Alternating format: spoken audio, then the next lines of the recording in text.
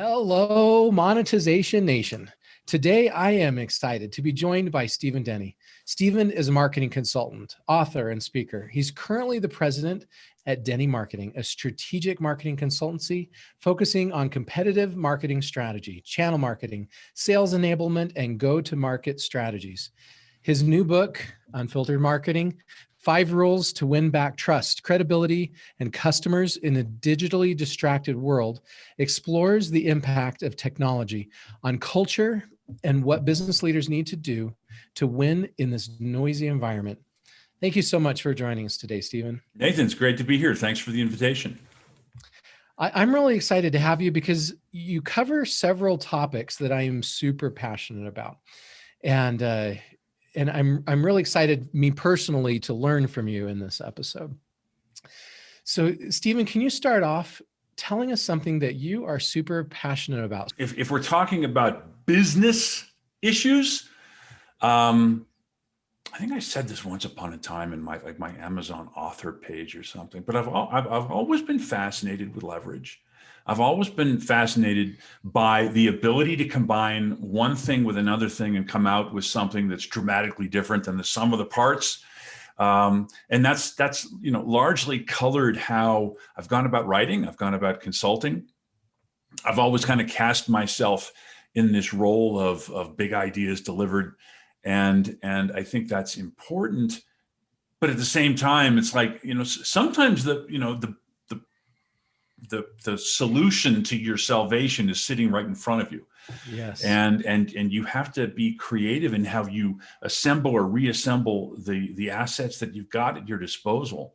And I've found that some of the biggest wins in my career have come from doing just that. So that's the business side. What am I passionate about? Listen, man, I got 2 kids and 3 dogs and a long-suffering, beautiful wife. So my personal passions in life at this point, I've got one child who is, successful escape velocity now into life. And I'm very proud of him. And I got a 13-year-old and it's all about baseball tournaments on the weekends and making sure the dogs are taken care of. So my time is never my own. That sums up just about 20 hours of my 24-hour life. Can you tell us your story, your journey to be this expert marketer, and specifically in this niche topic of unfiltered marketing? I grew up in a musical family where my mother was a Broadway star. My father was a classically trained singer. My older brother's works in music, a musical director in New York, who's worked with most of the big names on stage and screen. And I was the black sheep of the family. I ran away from the circus and got an MBA and actually got a job. Very revolutionary, So very countercultural in my family to do this kind of thing.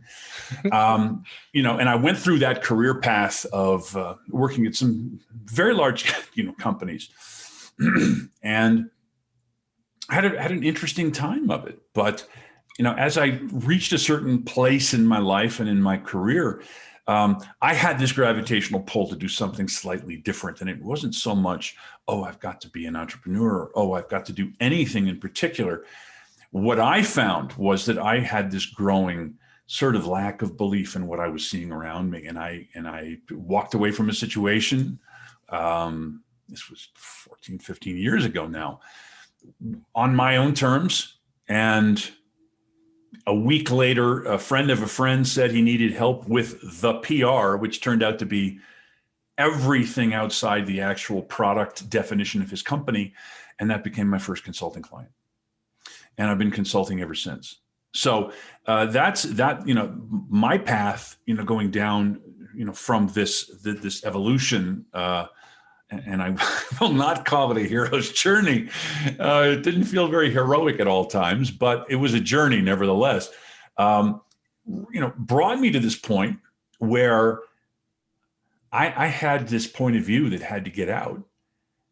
And this was the early days of blogging, and an early mentor of mine, who was a very successful creativity consultant and writer, Roger Van Eck, who wrote A Whack on the Side of the Head. If you've read his book or seen his deck of cards, they're very brilliant. And I sat down with him for coffee in Palo Alto one day, and without preamble, without introduction, said, "What the hell is wrong with you? Why haven't you written your book yet?" And I said, "Well, here's what I'm thinking." And thus begat my first book, which was Killing Giants, 10 strategies to topple the Goliath in your industry, which I'm happy to say a lot of people. That book up really quick. Oh, I have it. I've got it right here. I've always got a prop. Killing Giants came out in 2011. And yeah, me too. I've got it right there here. It is. As well. There it is. We all have props today. I'm happy to say a lot of people really love that book. And I still get requests to do keynotes. I still get requests to do podcast interviews, focusing on this book that was really put to bed in 2010. And it was read, it was designed, it was written to be story driven and to let the heroes speak for themselves. I did my best to get the hell out of the way. But it is somewhat timeless. From a credibility standpoint, if you're going to be a solo consultant, it really helps to have a book, in your portfolio. It is a 250-page business card, and it's a good way to sort of codify your thinking, to organize your thinking. And that really kind of started me on the path that I'm on now. So fast forward 10 years and many clients later, and this new book, Unfiltered Marketing, which has its roots in Killing Giants, to be clear. My co-author and I, Paul Leinberger, and I wrote this book based on 5 years of global quantitative research into the intersection of technology and culture. And the root structure here is deeply embedded in Killing Giants. What was very ethnographic, very story-driven, in the case of Unfiltered Marketing, became very quantitative. So we were able to sort of take some of the big ideas and the big learnings out of Killing Giants and simplify it, and then go out into the world and begin to talk about it and begin to get consumer responses. So it was an interesting way of quantifying what was inherently a very organic process. Yeah. That's how I got here. So why don't you take us through that book? Let's do a high level Reader's Digest version of the Killing Giants book and your 10 strategies to topple the Goliaths in our industry. Mm-hmm. Will you talk to us about thin ice, which is... Yeah, let's talk about a few of the chapters. I don't think we have to go through all of them. I found in Killing Giants, again, this began with an email exchange with a former direct report of mine from, at the time, several years prior, who told me that she was enjoying life after our mutual company. And she was competing against two giants in her industry, one being Microsoft and the other being Logitech, if I remember correctly. It's been a while.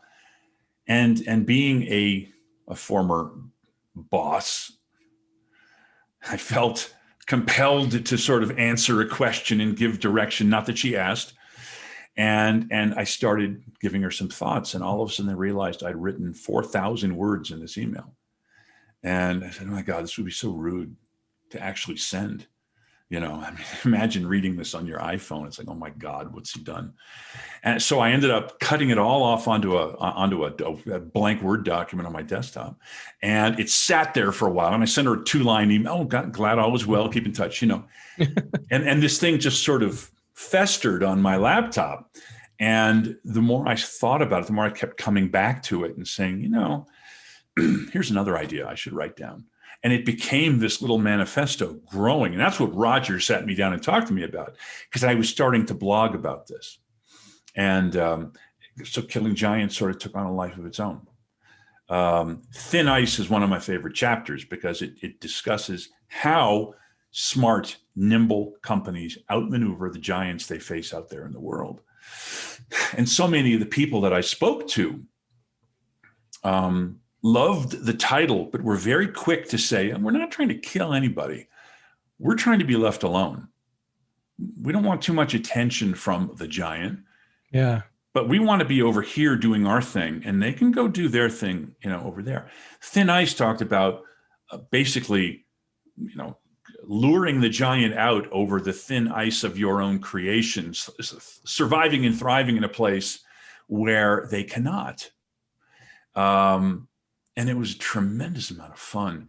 if I remember correctly, and it's been a while, I don't have those notes in front of me, but some of the interviews, some of the case studies I got to get into in that book. Robin Lee of Baidu, as luck would have it, he was doing a lecture. At the time I was living in Santa Cruz, California, and I was literally driving in my car. And I heard that he was going to be at Stanford over the hill doing some speech. And I thought, oh my God, what's my day look like? He's on my list. I want to talk to him. So I put on a clean shirt and drove over to Palo Alto, got one of the last tickets there, and he gave a speech. And as they did Q&A, I kind of shouldered a bunch of undergrads out of the way and had my phone in my pocket, hit record, stuck it in my pocket, and asked him a question he didn't want to answer. And it was a very awkward experience for him and his handlers. But he gave me that money quote that I needed. And I found it to be a rather fascinating little insight into, Stanford University excising my question out of the Q&A later, taking it out of the video, when in fact, Baidu and Robin Lee, of course, were going through the same process, being accused of censorship by the Chinese government and others. So that was a fantastic interview. Herman Mashaba of Black Like Me cosmetics company from the townships of South Africa, getting up and walking out to my office at 4 a.m. and talking to him about creating a consumer brand in apartheid era South Africa. Yeah. And the lessons, oh my God, the lessons that he was able to give us. And I think Jim Cook of the Boston Beer Company too was one of the interviews from that chapter. He was the first guy I spoke to out of the 77 interviews, I think, that went into that book. He was the first one. And you talk about just a remarkable story and how many lessons and nuggets dropped out of that. This man who is personally responsible for bringing craft beer to America. Truthfully, I know that there were others. I know the stories. Jim mainstreamed craft brewery and bringing this interesting 10,000-year-old practice to the American public. So Thin Ice is a fantastic chapter. And it talks about how these interesting companies found ways to wrong foot massive companies and people who should have on paper been able to roll over and crush them with ease. And yet they found a way to marginalize them, to isolate them over in the corner and carve out a place in the world where they could survive. So Thin Ice is a fantastic chapter. And it's certainly one of my favorites in the book. Another chapter I really like is the Seize the Microphone chapter. Mm-hmm. I'm going to talk about that one a little bit. Seize the Microphone.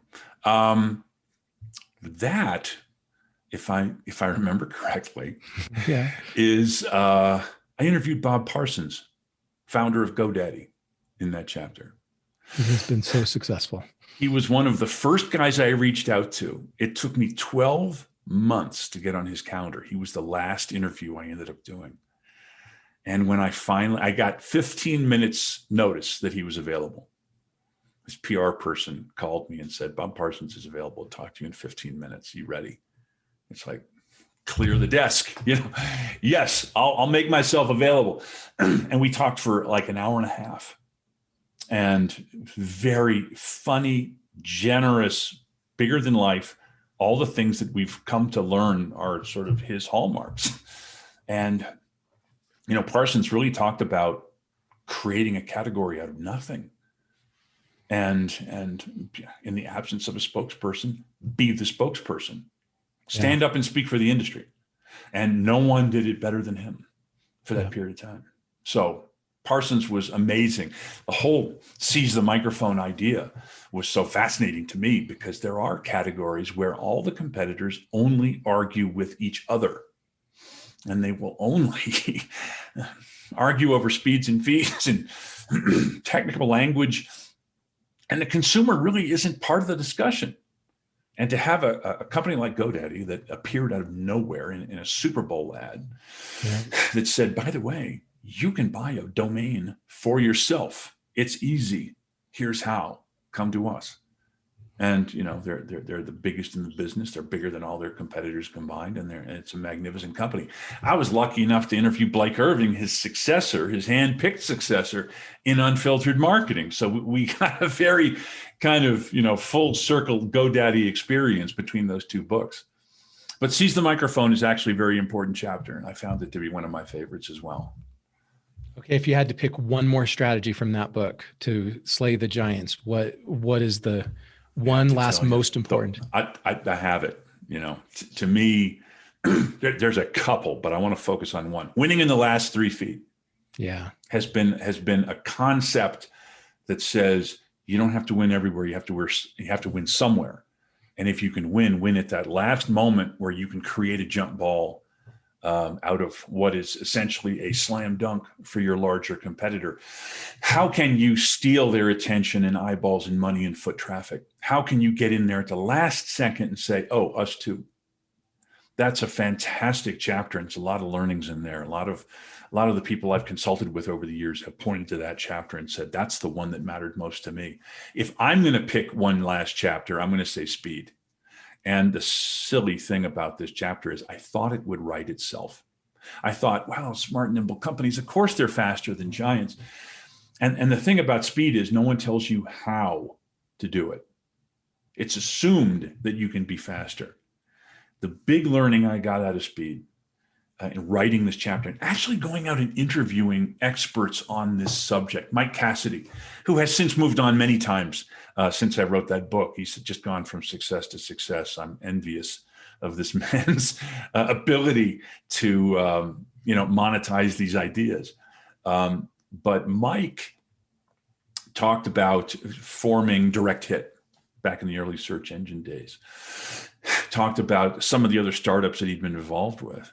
And sort of distilling, the lessons that he laid out, I found very clearly that it's not, speed-based cultures don't just make decisions faster, they make decisions better.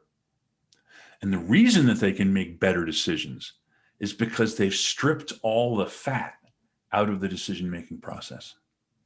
So he said to me, and I remember the quote, it stuck with me over the years. And when I keynote Killing Giants, when I get up on stage and talk to companies about the learnings from this book, one of the things I always come back to is this quote that he left me with, which was, anytime I form a company, I get everyone together in the room.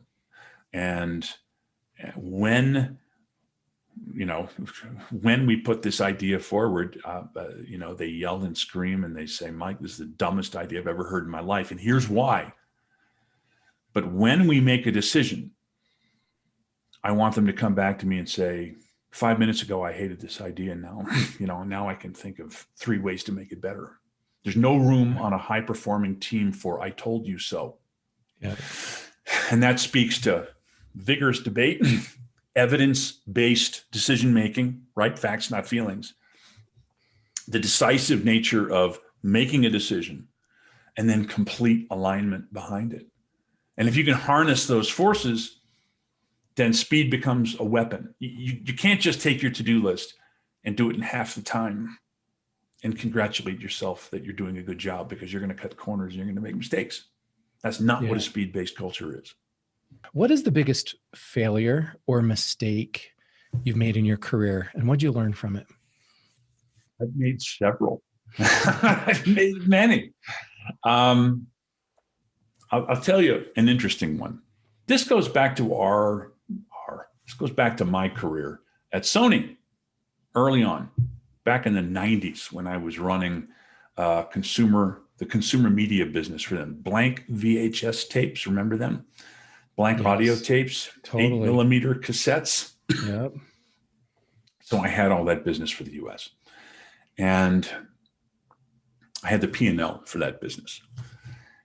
I put together a big idea promotion with some partners of ours at Sony Wonder.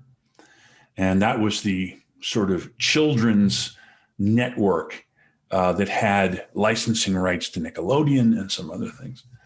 And I thought to myself, these tests well, it'll be very good. And I did an on-pack promotion, and I put pre-recorded tape in with blank media and sold it into Walmart, who was responsible for about 35% of our total revenue. And what was fascinating is we got a huge amount of merchandising behind it. The problem is not everyone wants Ren and Stimpy cartoons. Not everyone wanted that particular slice of media. Right. So all of a sudden we had some unsold inventory that we had to deal with. And it created a problem for us. We'd never seen returns like that. But we sold blank media. We sold razor blades, right? Right. Pure commodity. These are ball bearings that go to the consumer market, blank VHS tape.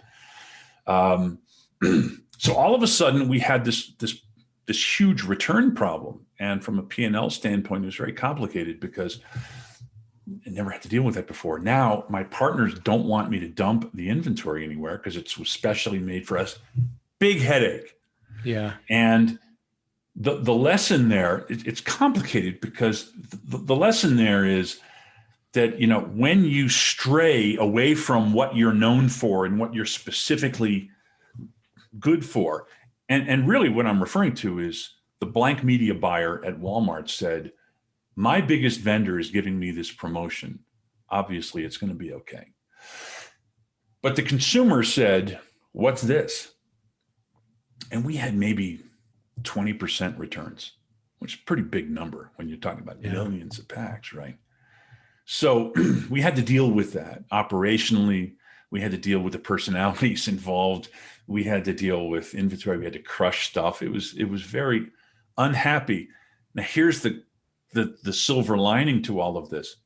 We priced it as pre-recorded media, not blank tape. It was the most financially successful thing we'd ever done. Even with the returns. Even when you filtered in the returns. And when we got into the conversation with the Sony Wonder people, and the relationships were good. They understood what happened. They just do the right thing and everything will be fine. We did the right thing. It was painful. We assumed we were going to sell everything through. They said, 20% returns? Wow, that's great. That's better than we ever get. We typically have 35 to 40% returns. It's like, you're kidding. Who said this? This was the Sony Wonder people. Okay. Way back when, years and years and years ago. And I thought to myself, I have no idea what's going on here. Because then I assumed, I needed to take a 60-minute audio cassette and slap it onto the side of a Cadillac and get my average unit sales up. And at that point, we all just had to sort of like regroup and decide we weren't going to do that kind of thing anymore. But it was a fascinating experience. Yeah. Because all of a sudden you're kind of playing out of position now. And that was a huge learning. And one that I wasn't going to get reading an article. You had to live through it to really understand it. That is a good analogy, playing out of position, right? You don't know the nuances of that position. It's not muscle memory. Thank you so much, Stephen, for sharing your stories and insights with us today. Here are some of my key takeaways from this episode. Number one, smaller companies that are smart and nimble can outmaneuver the giant competitors they face in their industry. Number two, as we find places of thin ice where we excel, we find ways to marginalize and isolate big companies while carving out a place in the world where we can survive. Number three, in the absence of a spokesperson, we need to be the spokesperson. We should stand up and speak for the industry or category we create. Number four, we don't have to win everywhere. We only have to win somewhere. We should win in the last 3 feet to steal the show when our competitors aren't expecting it. Number five, beating our larger competitors doesn't just mean making faster decisions. It means making better decisions. To learn more about or connect with Stephen, you can find him on LinkedIn or visit his website at stephendenny.com. You can also check out his book, Killing Giants, at porchlightbooks.com. And there's links to each of those sites in the blog post for this episode at monetizationnation.com. You can also get a free ebook that I wrote about passion marketing and learn how to become a top priority for your ideal customers at passionmarketing.com.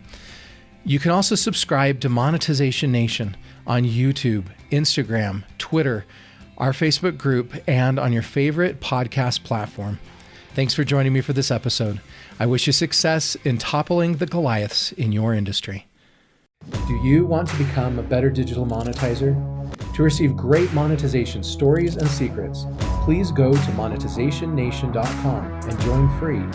And if you liked today's episode, please subscribe to the show and share it.